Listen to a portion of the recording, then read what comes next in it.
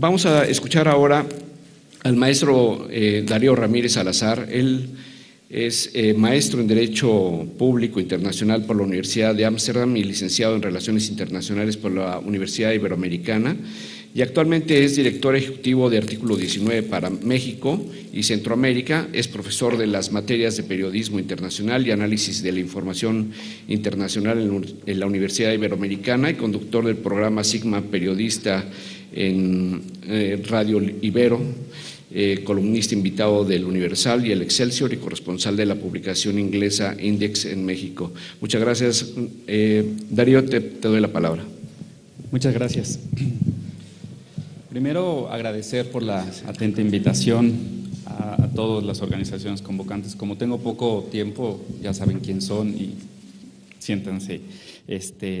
referidos en ese sentido. También voy a una disculpa, sobre todo creo que Juan Pablo es el único extranjero en este panel, porque mi ponencia es en relación al artículo 16 del Código de Procedimientos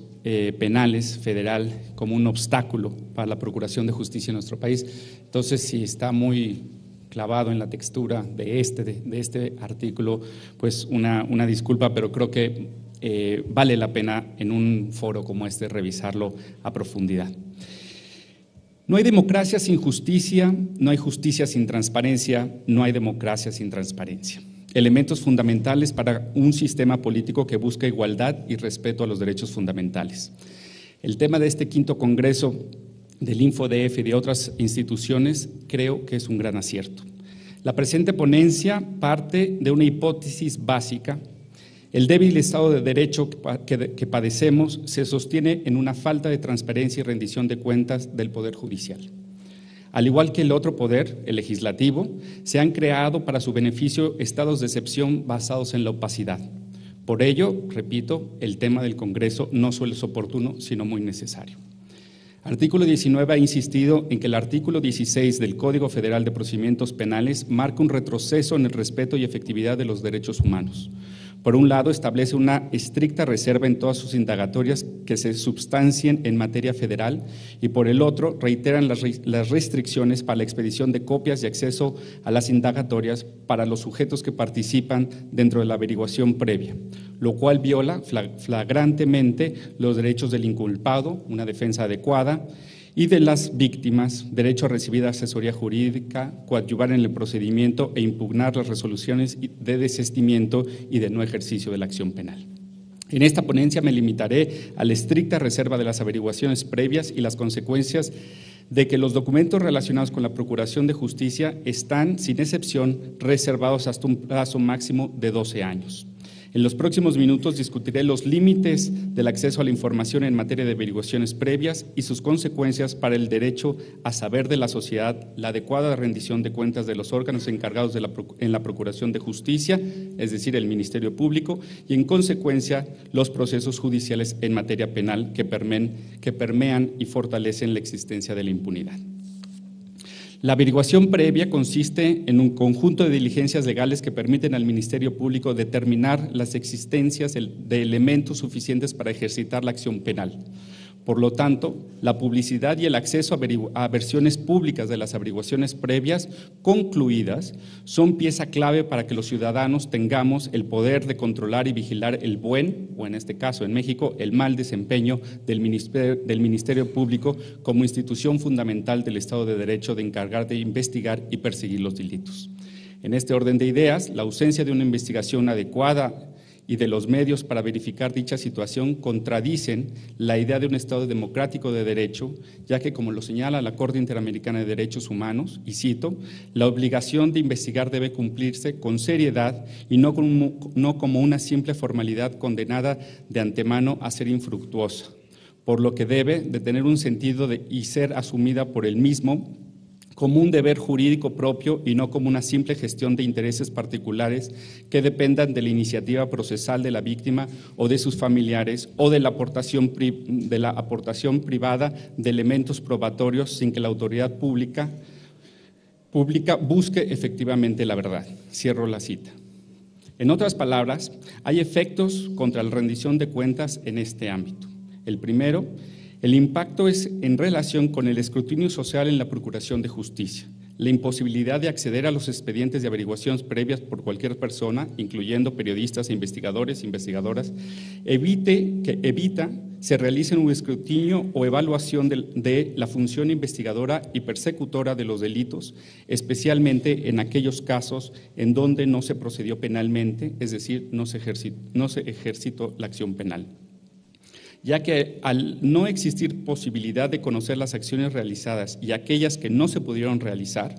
o sobre si existía una estrategia o metodología para el desempeño de las funciones del Ministerio Público, evidencian un margen amplio de discrecionalidad que fácilmente puede convertirse en la actuación arbitraria del órgano de procuración de justicia. Lo anterior, la falta de acceso a los expedientes, es contrario al derecho a la información que, a decir de nuestro máximo tribunal, la Suprema Corte, y a través de su tesis emitida en junio de 1996, se relaciona con el respeto a la verdad y es un derecho básico para el mejoramiento de la conciencia ciudadana y, en consecuencia, que las autoridades asumen conductas que permitan atribuirles conductas fatales de ética al entregar información manipulada, incompleta o condicionada a intereses de grupo o persona. Además, incurren en violaciones graves a los derechos humanos, pues conllevan a una cultura de engaño, maquinación y ocultación en lugar de la verdad, que permite tomar acciones eficaces y rápidas para llegar a esta y hacer de conocimiento de los y de las gobernados. El Código Federal de Procedimientos Penales tiene un elemento sumamente preocupante, ya que violenta el derecho a saber y con ello evita el control y la vigilancia del desempeño, como se ha dicho, del Ministerio Público.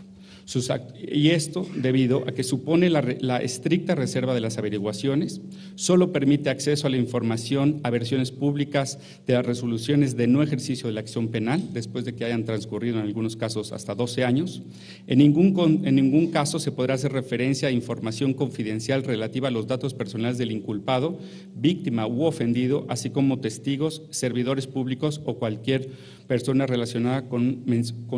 la mencionada indagatoria, y subrayo servidores públicos. El Ministerio Público, dice el artículo 16, no podrá proporcionar información una vez que se haya ejercitado la acción penal a quien no esté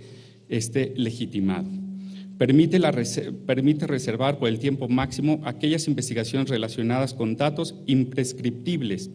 que hoy día son de lesa humanidad y los de guerra, así como los delitos permanentes como la desaparición forzada de personas. Este último resulta inconcebible cuando dichos supuestos es donde la transparencia y acceso a la información deberán de prevalecer sin titubeos. En otras palabras, de acuerdo a este ordenamiento promovido por el Ejecutivo Federal, la información que se proporcionará únicamente es relativa a la resolución del no ejercicio de la acción penal, es decir, que se limita a una parte del contenido en un expediente de averiguación previa, sin que necesariamente signifique que puede contrastarse con las diligencias, es decir, las actuaciones que se realizaron o que se tenían previstas e inclusive fueron solicitadas por víctimas o por inculpados, así como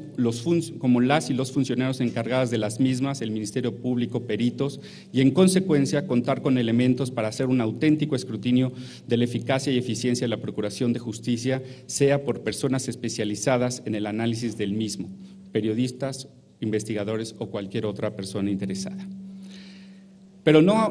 vale la pena hacer un breve y superficial comparativo a nivel nacional para ver dónde está inserto este Código de Procedimientos Penales y su artículo 16. La situación en el ámbito estatal tampoco es muy esperanzadora. De acuerdo al análisis comparativo al cual tuvimos acceso, encontramos los siguientes casos. En 11 casos se reservaron hasta por 12 años en los estados de Baja California, Colima, Durango, Guerrero, Hidalgo, Querétaro, Tamaulipas, Tlaxcala, Yucatán, Zacatecas y, evidentemente, el citado Código Federal. En 5 entidades se prevé como causal de reserva la de evitar se efectúen labores de seguridad o de una investigación adecuada en los estados de Michoacán, Durango, Morelos, San Luis Potosí, Sinaloa. En 15 entidades se reserva la información de las averiguaciones previas, incluso cuando ya estén concluidas. Estos son Aguascalientes, Baja California, Colima, Chiapas, Chihuahua, Guanajuato, Oaxaca, Puebla, Sinaloa, Tabasco, Tamaulipas, Tlaxcala, Veracruz, Yucatán y Zacatecas. Mientras que en 9 entidades la reserva de la información solo aplica durante el desarrollo de investigación criminal. Estos son Baja California Sur, Coahuila, DF, México, Guerrero, Nayarit, Nuevo León, Querétaro y Sonora. En el estado de Campeche, y sobresale Campeche en esta ocasión, únicamente se reservan los datos personales confidenciales sin importar el estado procesal de la investigación criminal. Por último, en Jalisco se exige que la reserva se ajuste a un aspecto previsto de forma casuística y a su vez esté debidamente fundada y motivada. De los estándares internacionales, debido al tiempo, no voy a citar varios que tengo aquí, pero 2 creo que valen la pena. El primero es la protección a la intimidad de sospechosos, acusados y condenados en los procesos penales en curso. Es en relación o que lo contiene el principio 8 relativo a la provisión de información a través de medios de comunicación en relación con procesos penales, recomendación 2003 del Comité de Ministros del Consejo de Europa. El otro es respetar la dignidad, la seguridad y, a menos que la información es de interés público, el derecho a la intimidad de las víctimas, los demandantes, los sospechosos, acusados, condenados y testigos, así como sus familiares, garantizados por el artículo 8 de la Convención Europea de Derechos Humanos. Y por último, el principio de presunción de inocencia y el derecho a la vida privada, también adoptado por el Consejo de Ministros de Europa el 2 de marzo de 2005. Cuando se estaba por aprobar el Código 16, la reforma del Código, al artículo 16 del Código, recuerdo, y lo recuerdo con satisfacción, los argumentos del IFAI para dar en contrario de esta reforma, y argumentaban que para dar acceso a las averiguaciones previas antes de la reforma del artículo 16, los argumentos que vertía el IFAI en sus escritos me parece que iban de acuerdo a los estándares internacionales señalados en esta ponencia y en otras que seguramente vendrán más adelante. En este sentido, y tomando en cuenta el marco jurídico de aquel entonces, previo a la reforma, había sido reconocido por parte del IFAI el derecho de los particulares a acceder a una versión pública de las averiguaciones previas ya concluidas, consignadas o mediante el no ejercicio de la acción penal. Me parece que era una buena práctica que la reforma al artículo 16 tuvo a bien tirar. En relación con el acceso a la información y la presunción de inocencia, otro de los temas que se ha tocado aquí, para nosotros la exigencia de una averiguación previa por sí misma no permite desvirtuar la presunción de inocencia constitucionalmente reconocida, de modo que para que una persona pueda ser considerada culpable del delito que se le imputa, debe existir la sentencia de un juez que así lo establezca. ¿Perdón? Ok, perfecto, gracias. En suma, por una parte, la información relativa a la existencia de averiguaciones previas en contra de una persona no puede considerarse un delito, no puede considerarse un dato personal en términos del artículo 18, fracción segunda de la ley, y por la otra, la averiguación previa por sí misma no determina la culpabilidad o inocencia del indiciado, por lo que no se puede considerar información confidencial. En este sentido, me parece que lo que debemos de recordar es el recurso 2389, que por motivos de tiempo omito profundizar en ello. Para concluir, el CIDE y artículo 19 presentamos un amicus ante la Suprema Corte de Justicia argumentando cómo esta reforma al artículo 16 del Código Federal de Procedimientos Penales contradecía el derecho a la información de la sociedad. Creo que mejor le dejo ahí porque si no luego me mandas otro papelito, ¿no?